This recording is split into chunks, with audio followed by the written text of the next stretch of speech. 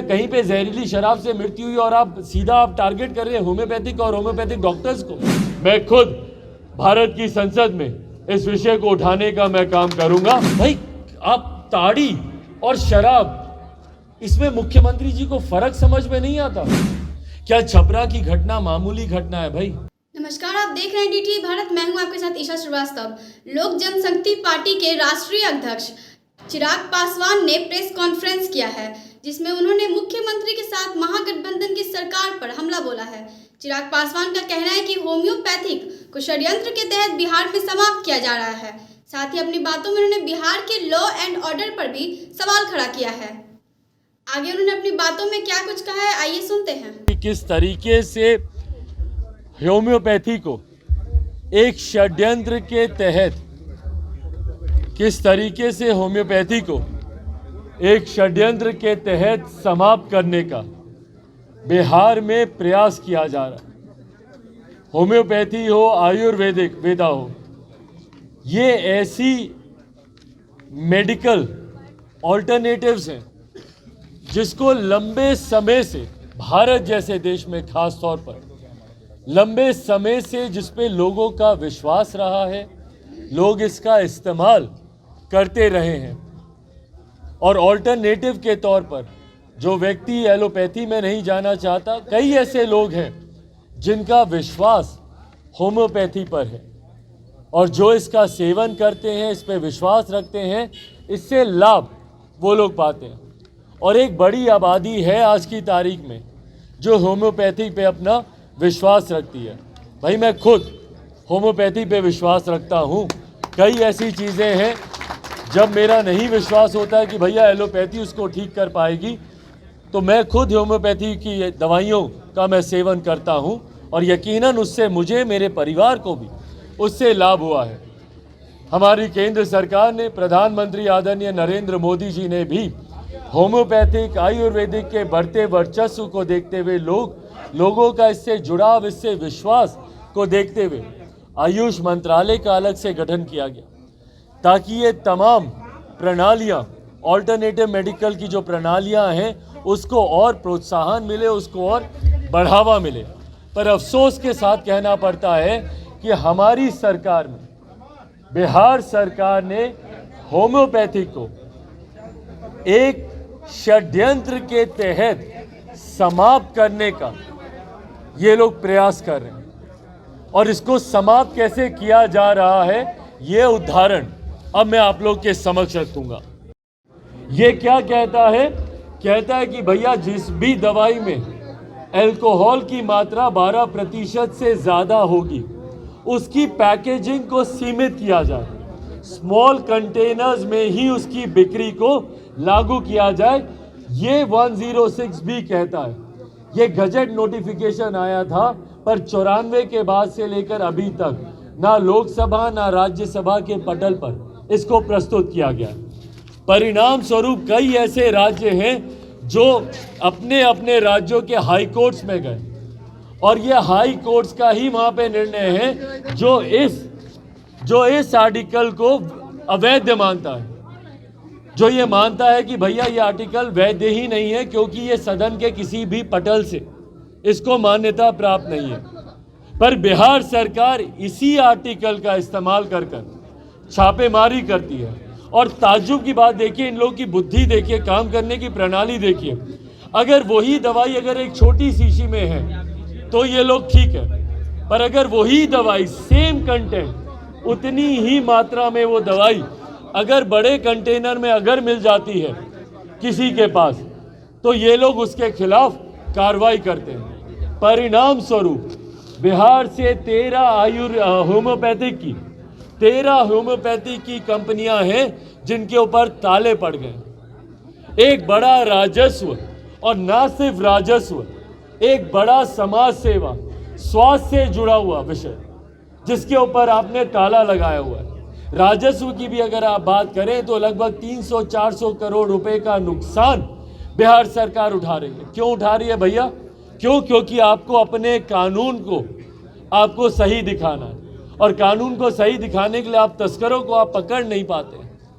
आप अवैध शराब के निर्माण में जो लोग हैं उनको आप पकड़ नहीं पाते हैं, तो इजी टारगेट आपको मिले हुए होम्योपैथिक के डॉक्टर्स, और उनको सॉफ्ट टारगेट के तौर पर उनके ऊपर अटैक करके और एक ऐसे कानून का सहारा लेकर जिसको कई राज्यों के, ये मेरे पास ये कलकत्ता का, राजस्थान का, अलग अलग राज्यों के हाई कोर्ट के निर्णय मेरे सामने पड़े हुए हैं, जो आप लोग चाहेंगे मैं आप सबके साथ साझा भी करूंगा। तमाम और राज्य इस कानून को नहीं मानते, पर बिहार सरकार इसी कानून की आड़ में होम्योपैथिक डॉक्टर्स को टारगेट करने का काम कर रही है। साथियों, मैं चाहता हूं आप सबके माध्यम से, और क्योंकि ये गंभीर विषय है, जैसा मैंने कहा, मैं, मेरा परिवार, खुद हम लोग होम्योपैथी पे हम लोग विश्वास रखते हैं, और बिहार में भी एक बड़ी आबादी है ऐसे लोगों की जो कि होम्योपैथी में विश्वास रखती है, जो इसकी दवाइयों का सेवन करती हैं। पर ऐसे में अगर होम्योपैथ और होम्योपैथिक डॉक्टर्स की छवि को अगर खराब करने का प्रयास किया जाएगा तो ये कहीं से भी जायज़ नहीं है। और कई बिहार सरकार के ऐसे अधिकारी हैं जो जानकारी के अभाव में और जो ऐसे हल्के बयान देते हैं, भैया कहीं पे जहरीली शराब से मृत्यु हुई और आप सीधा आप टारगेट कर रहे हैं होम्योपैथिक और होम्योपैथिक डॉक्टर्स को, बिना किसी जांच के, बिना किसी प्रमाण के।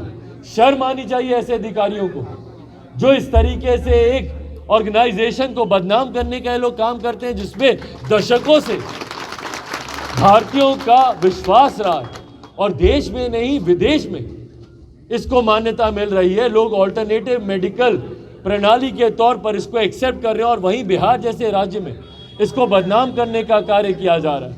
मैं भी आने वाले दिनों में, क्योंकि ये गंभीर विषय है और क्योंकि ये सेंट्रल गैजेट के नोटिफिकेशन से आया हुआ ये विषय है और कहीं ना कहीं इसको मिसयूज़ किया जा रहा है, आने वाले दिनों में मैं खुद भारत की संसद में इस विषय को उठाने का मैं काम करूंगा, ताकि जो ये षड्यंत्र रचा जा रहा है होम्योपैथ और होम्योपैथिक के डॉक्टर्स के खिलाफ, उस षड्यंत्र को रोक लगाई जा सके। आज की इस प्रेस वार्ता में मेरे साथ ऑर्गेनाइजेशन फॉर होम्यो मिशन के डॉक्टर्स मेरे साथ यहाँ पर मौजूद हैं। डॉक्टर के सिंह जी हैं जो कि राष्ट्रीय अध्यक्ष हैं इस होम्यो मिशन के, डॉक्टर मदन प्रसाद जी हैं जो कि राष्ट्रीय इनके उपाध्यक्ष हैं, डॉक्टर अमीर चंद्र सिंह जी हैं जो कि महासचिव हैं इस होम्यो मिशन के, यहाँ पर डॉक्टर विवेक मिश्रा जी हैं जो कि सचिव हैं, यहाँ पर डॉक्टर संजय कुमार जी हैं जो कि इनके प्रदेश अध्यक्ष हैं, डॉक्टर प्रवीण आनंद जी हैं जो कि प्रदेश के इनके संयोजक हैं, संजय कुमार वर्मा जी हैं जो कि इनके संयोजक हैं। इनके इस homeo mission, organisation for homeo mission के माध्यम से और कई और होम्योपैथ डॉक्टर्स ने व्यक्तिगत मुलाकात मुझसे कर अपनी इस समस्या को मेरे समक्ष रखा, और आपके माध्यम से मैं चाहता हूं कि लोगों में जागरूकता आए कि किस तरीके से होम्योपैथी को बदनाम करने का ये कार्य किया जा रहा है। और यकीनन भाई ये एक ऐसी प्रणाली है जो कि सबसे ज़्यादा गरीब लोग इसका लाभ उठाते हैं। ऐसे लोग जो कि एलोपैथी की महंगी महंगी दवाइयों का इस्तेमाल नहीं कर सकते, या कई ऐसी बीमारियां भी हैं जिसका संभवतः इलाज नहीं हो एलोपैथी कर पाती है, उसमें होम्योपैथी पर लोगों का विश्वास होता है। तो ऐसे में इसको बदनाम करने का जो कार्य, जो षड्यंत्र यहाँ पर रचा जा रहा है वो पूरी तरीके से गलत है। ऐसे ऐसे वर्ग को टारगेट किया जा रहा है। भाई ये लोग पासी समाज के लोगों को टारगेट करते हैं। पासी समाज के लोगों को शराबबंदी की धारा में इन लोगों ने जेल में बंद किया हुआ है। भाई आप ताड़ी और शराब, इसमें मुख्यमंत्री जी को फर्क समझ में नहीं आता। एक प्राकृतिक पदार्थ है भैया, आप उसको शराबबंदी की धारा में लेकर आ रहे हैं, और जो प्राकृतिक पदार्थ को जो बेचने का काम कर रहे हैं आप उन पे शराबबंदी की धारा लगाकर आप उनको जेल में बंद कर रहे हैं। और सेम काम आप यहाँ पे आयुर्वेद के डॉक्टर्स के साथ कर रहे हैं। औषधि शब्द को ये लोग बदनाम करने का काम कर रहे हैं। भाई ये औषधि है, शराब नहीं है ये। और ये अल्कोहलिक कंटेंट हर मेडिसिन में कम ज़्यादा मात्रा में इस्तेमाल होता है। साइंस भैया मैंने भी पढ़ी और जिसने भी पढ़ी है वो जानता होगा इस बात को कि सीमित मात्रा में इसका इस्तेमाल किया जाता है। पर उसी को हाईलाइट कर कर आप ना सिर्फ होम्योपैथिक को बदनाम करने का आप काम कर रहे हैं, बल्कि अपनी विफलता, शराबबंदी से जो आपकी विफलता हो रही है, और यही कारण है भैया जहरीली शराब से कोई मर रहा है और वहाँ का एक वरिष्ठ अधिकारी बयान दे रहा है कि भैया इसमें होम्योपैथिक दवाई का लेना देना है। ताज्जुब की बात हो रही है। ऐसे अधिकारियों पे कार्रवाई होनी चाहिए जो ऐसे हल्के बयान देते हैं, और जो समाज को भ्रमित करने का काम करते हैं उन अधिकारियों पे भी कार्रवाई होनी चाहिए। बिहार में लॉ एंड ऑर्डर नाम की कोई चीज नहीं बची, और ये राजनीतिक बयानबाजी नहीं है, ये हकीकत है। क्या छपरा की घटना मामूली घटना है भाई? एक के बाद एक बिहार में अक्षम्य अपराध हो रहे हैं, जघन्य अपराध हो रहे हैं। मधुबनी की घटना, एक बच्चे से विवाद, उसके सामने उसके माता पिता को गोली मार दी गई। आरा में हम गए थे उस दिन, एक बुद्धिजीवी वर्ग से आने वाले वृद्ध दंपति की दिन दहाड़े गला रेत कर हत्या कर दी जाती है। कल हम छपरा में उस युवक से भी हम मिले, जिसमें से एक युवक बचा, बाकी दो क्या उसमें निधन हो गया। उस युवक ने बताया कि भैया किस तरीके से हम लोगों को हथौड़े से पीटा गया है। बताइए क्या ये सभ्य समाज है? हथौड़े से आप लोगों की पिटाई कर रहे हैं। परिणाम स्वरूप 2 लोगों का उसमें निधन हो गया, जो एक बचा भी है वो भी कैसे डर के साए में जी रहे हैं। बताए ना मेरे प्रदेश के मुख्यमंत्री नीतीश कुमार जी, आप समाधान यात्रा पर निकले, क्या समाधान है उनके पास बिहार में बढ़ते इस अपराध को लेकर? और भाई सवाल तो आपसे पूछे ही जाएंगे ना। प्रदेश के मुख्यमंत्री होने के साथ साथ आप मेरे प्रदेश के गृह मंत्री भी हैं। ये सवाल आपसे बनता है कि कितनी और हत्याओं का इंतजार बिहार करेगा। आज सुबह की घटना, चेन स्नैचिंग को लेकर 4 लोगों को गोली मार दी जाती है दिन दहाड़े पटना में। आप बताइए ऐसे में क्या बिहार में रहना आज की तारीख में किसी के लिए भी सुरक्षित है? इतना असुरक्षा का अभाव। और ये वही मुख्यमंत्री है ना भैया जो जंगल राज के खिलाफ अपने आप को विकल्प बताते हुए आए थे। भाई मेरी उम्र के युवा को नहीं पता कि 90 के दशक में कैसा जंगल राज था, नहीं था, पर आज की तारीख में जो है वो महाजंगल राज से भी बढ़कर है। आज की तारीख में बिहार में जो कानून की व्यवस्था है वो महाजंगल राज से भी बदतर वो व्यवस्था है। और ऐसे में मुख्यमंत्री नीतीश कुमार जी की खामोशी। सवाल पूछे मुख्यमंत्री जी से कोई भी, बक्सर में किसानों को लेकर सवाल पूछे, भैया अच्छा हमको तो मालूम ही नहीं। आरा की घटना के बारे में पूछे, अच्छा हमको तो मालूम ही नहीं। अभ्यर्थियों के बारे में पूछे, अच्छा हमको तो मालूम ही नहीं। भाई जब हमारे प्रदेश के मुख्यमंत्री को ना शिक्षक, ना छात्र, ना यहाँ पे डॉक्टर्स के बारे में, ना यहाँ पे किसानों के बारे में, ना यहाँ पे अभ्यर्थियों के बारे में, किसी के बारे में आपको मालूम ही नहीं, आप जाके पूछेगा भी क्या दिन दहाड़े गोलियां चली हैं, कैसे चली? छूटते ही उनका जवाब होगा अच्छा हमको तो मालूम ही नहीं।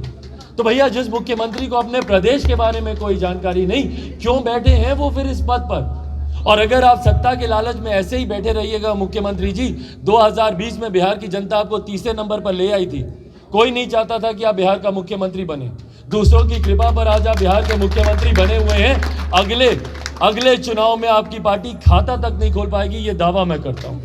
तो सुना आपने कैसे चिराग पासवान ने बताया कि शराबबंदी कानून को लेकर होम्योपैथिक एजेंसियों पर छापेमारी हो रही है, जिससे होम्योपैथी की छवि खराब हो रही है, जो कि सही नहीं है। मैं इसके खिलाफ संसद में सवाल उठाऊंगा। आप बने रहिए हमारे साथ ऐसे ही तमाम खबरों के लिए DTV भारत पर। नमस्कार।